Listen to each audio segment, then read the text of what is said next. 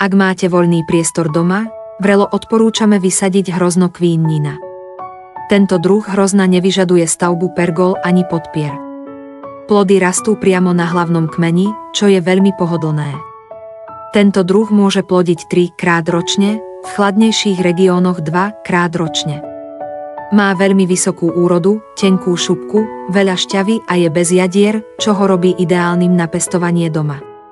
Pestovanie hrozna kvínnina je veľmi jednoduché. Po prijatí sadenice stačí ju zasadiť do malého záhradky alebo kvetináča a hojne poliať. Čoskoro si budete môcť vychutnať čerstvé, sladké hrozno, ktoré je chrumkavé a bez kyslosti. Toto hrozno je bohaté na vitamíny, má vynikajúcu chuť a je plné šťavy. Jednorazové zasadenie umožňuje každoročné zbery, čo je veľmi výhodné. Teraz je zlaté obdobie na sadenie. Ak premeškáte tieto 2 mesiace, budete musieť čakať ďalší rok. Momentálne vykopávame a posielame priamo z plantáže.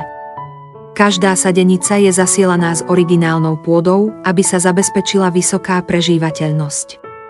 Táto sadenica už bola naočkovaná, takže ak ju zasadíte tento rok, plody výjdú v rovnakom roku.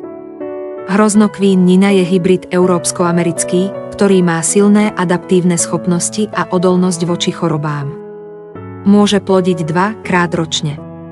Rýchlo rastie a je ľahká na údržbu.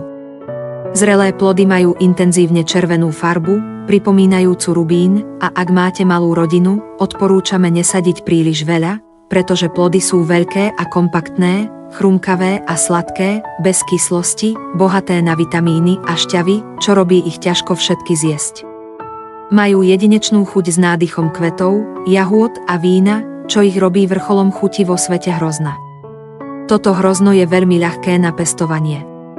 Po prijatí sadenice stačí ju zasadiť do malého záhradky alebo kvetináča a hojne poliať. Ak máte radi hrozno, nepremeškajte túto príležitosť. Zasaďte ich teraz. Sadenice sú dostupné na odkaze nižšie.